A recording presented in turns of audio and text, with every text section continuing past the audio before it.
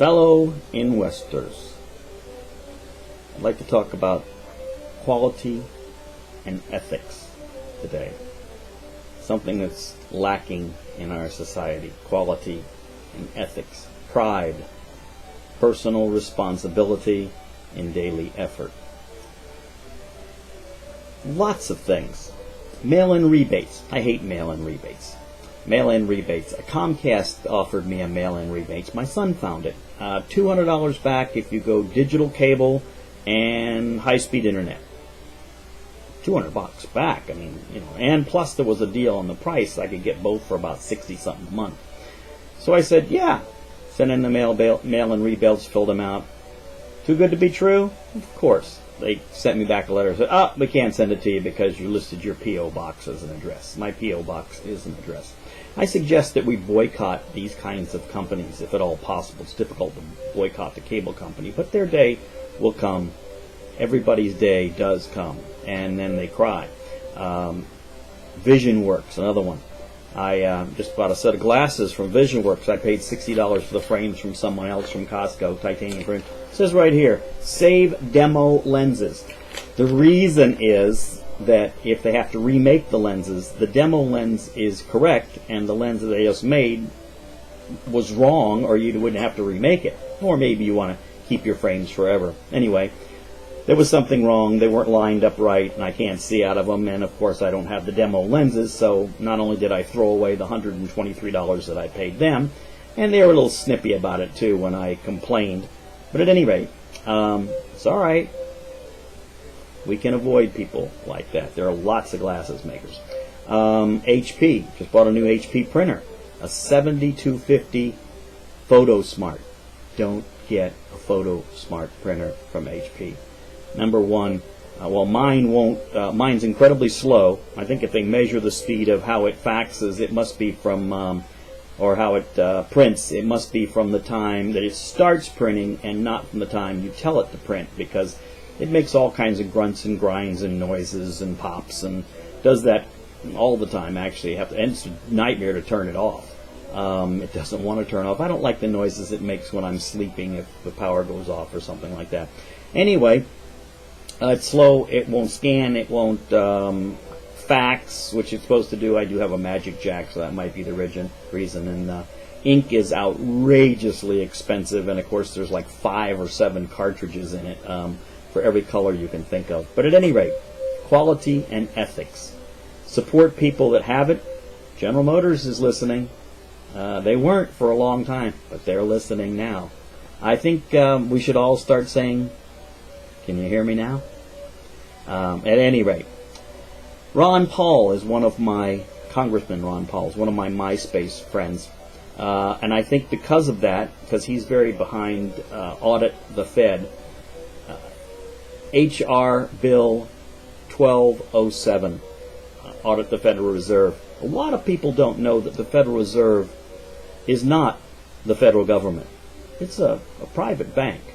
And we borrow money from the Federal Reserve, and that's why we have to pay interest on the national debt. Now we've gone to places like China and places like that. Of course, you'd realize and expect that we'd have to pay interest to China. But originally, Congress said the only people that can make money is the United States Congress, and that's a right reserved to us. And I think it was Woodrow Wilson.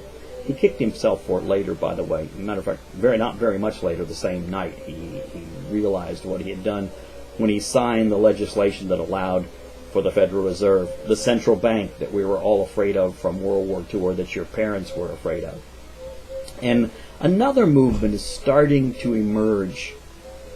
Buying American. I'm hearing it. I'm seeing it.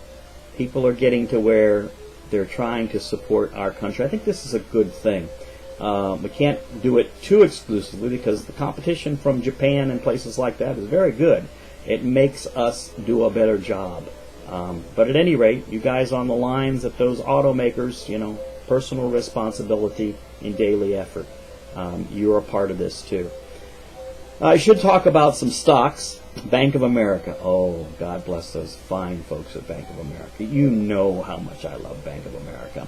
At any rate, Bank of America is up for me on this last go-round, 72.18%. I can't tell you how much I appreciate that, Bank of America. Before long, you'll pay me back and then some, more than I think you owe me. It's a lot of bucks. DDR. Those of you who listen to me about DDR, Developers Diversified Real Estate, you're happy campers right now. I'm up 260.87%, even in this awful market we're in right now. Matter of fact, I'm going to do some year-end strategies on my next one, and I'm already starting to execute some of them so I can take tax advantages, get dividends, and it's like after the third quarter dividend, before the fourth quarter dividend, catch it all, lose as much as possible on paper and put as much in your pocket as possible. Another one I haven't told you about is HEV. HEV is not up a lot. It's up 8.75%. It is the old Boca Modem company. Walt Hines, an accountant down in South Florida, friend, told me about this one back when it was Boca Modem, and I've kept it on and off ever since. But they have a lot of very interesting patents on new battery technology, leading the way, so to speak, in that kind of a technology. I think that might be something you want to look at for your own portfolio. And SID, S-I-D, SID, South American Steel Company. Can't even pronounce the name. But anyway, they're up 13.86%. Now, that's not phenomenal. It is double digits, and that's nice. But I bought SID originally several years ago for my dad and for the family trust at 30. It went to 90, split 3 for 1, back to 30, but 3 times as many shares. Went up to 47.5, and I sold it. I think it went a little over 50, and before this market crash and this depression that we're in, recession, and I've been depressed. I don't know about you. And now it's coming back, and I think it's got the potential to do it all again. Does pay a dividend. Used to be a big one, not big anymore, but it does grow quite nicely, and it's nice to buy it, ride it up. The metals are coming back. That might be a good one, or one you want to look at. I want to wish some happy birthdays. Robert De Niro, today is your birthday. Happy birthday. Robert Redford's birthday is tomorrow, and Wednesday is former President Bill Clinton. Happy birthday, Bill. Daniel Dickey, one of my young filmmaker friends, is from Boca Raton, and I'm from Delray Beach. He's up in New York going to school, having the time of his life, and creating the memories for his lifetime. Happy birthday, Dan. And Scott in Jacksonville, another filmmaker, and Chris in Rio de Janeiro. Their birthdays are this weekend. Happy birthday. Remember, the stock market will do whatever it has to do to prove the most people wrong. It's the only rule you can count on, so count on that one. And now, back to you.